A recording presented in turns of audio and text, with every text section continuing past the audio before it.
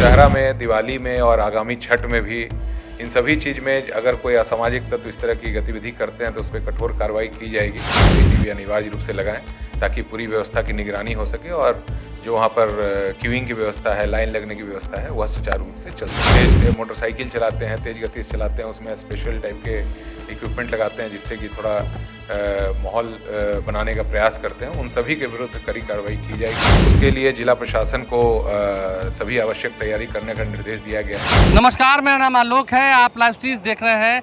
लगभग 2 सालों के बाद राजधानी पटना में दुर्गा पूजा का आयोजन हो रहा है भव्य तरीके से। काफ़ी भव्य आयोजन होना है, लेकिन दुर्गा पूजा समितियों को जो बड़े बड़े पंडाल लगाते हैं, बड़े बड़े पंडाल बनेंगे, माँ दुर्गा विराजेंगी और भव्य आयोजन होना है, तो जो बड़े बड़े पंडाल लगाते हैं उन्हें आदेश दिया गया है इस बार पहली बार कि सभी पूजा पंडालों में सीसीटीवी कैमरा लगाना अनिवार्य है, यानी कि कंपलसरी है।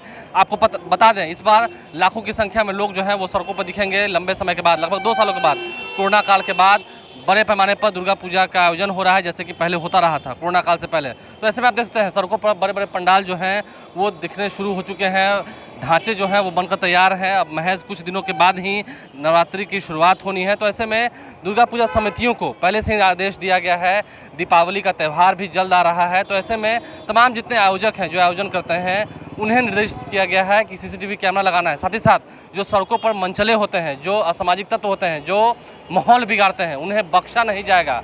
रावण वध की भी तैयारियां हो रही हैं। पटना के गांधी मैदान में हर साल रावण वध का आयोजन होता था, लेकिन पिछले 2 सालों से रावण वध का आयोजन नहीं हो पाया था कोरोना काल को लेकर के, क्योंकि गाइडलाइंस जो थी उसमें भीड़ को इकट्ठा नहीं करना था। तो ऐसे में रावण वध की भी तैयारियां हो रही हैं, उसे लेकर भी पूरी चौकसी बरती जा रही है। जिला प्रशासन 24 घंटे सड़कों पर रहेगी।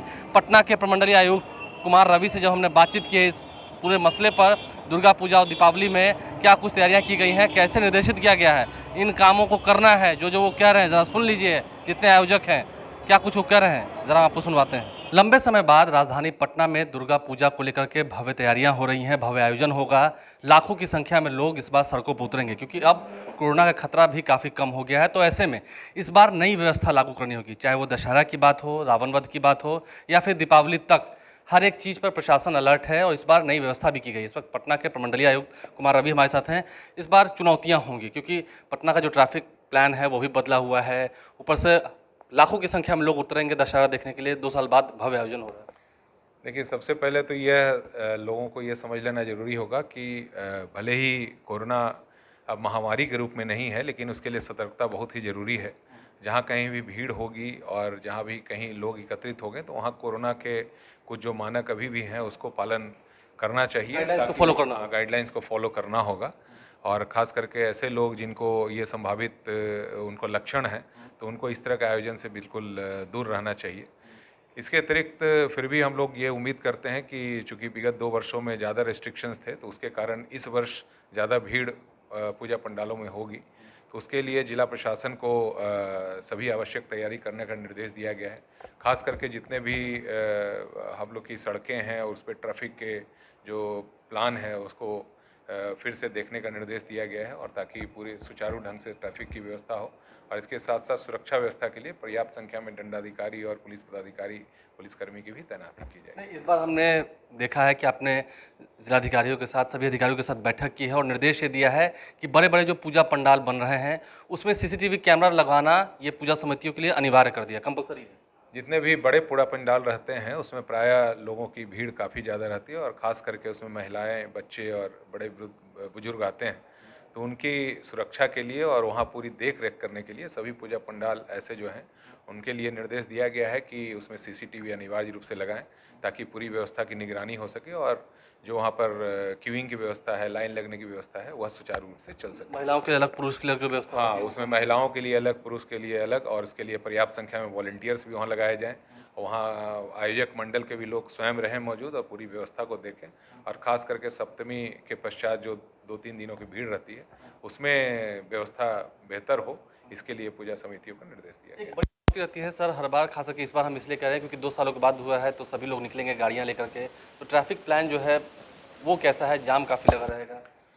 ट्रैफिक प्लान के लिए चूँकि बहुत सारी ऐसी सड़कें हैं जिसपे आवागमन पिछले 1 वर्ष में चालू हुआ है, खास करके जेपी गंगा पथ और उसके इर्द गिर्द जो अटल पथ और दीघा से होते हुए सड़कें हैं जिससे भी मुख्य शहर में भी पहुंचाया जा सकता है, उसको समाहित करते हुए एक ट्रैफिक प्लान उसमें प्लान में शामिल किया जाएगा ताकि लोगों को आने जाने में कोई दिक्कत नहीं हो।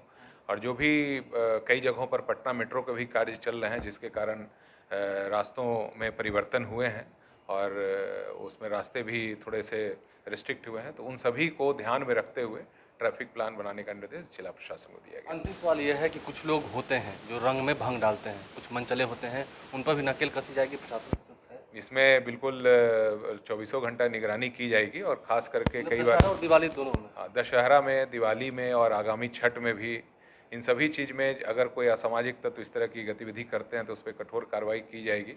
और साथ ही साथ ये भी व्हीकल चेकिंग के लिए भी निर्देश दिया गया है। और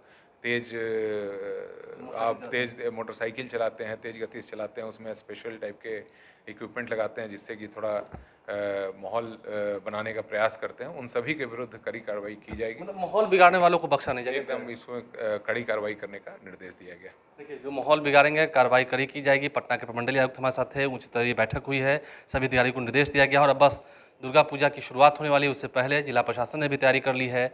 इस बार आयोजन तो होगा, भव्य आयोजन होगा, पंडालों में लोग उमड़ेंगे, लेकिन सीसीटीवी कैमरा लगाना अनिवार्य है। पूजा समितियों को कह दिया गया है, प्रमंडलीय आयुक्त है, और मंचलों को जो माहौल बिगाड़ते हैं उन्हें भी चेताया गया है, अगर पकड़े गए तो अंजाम होना है बुरा।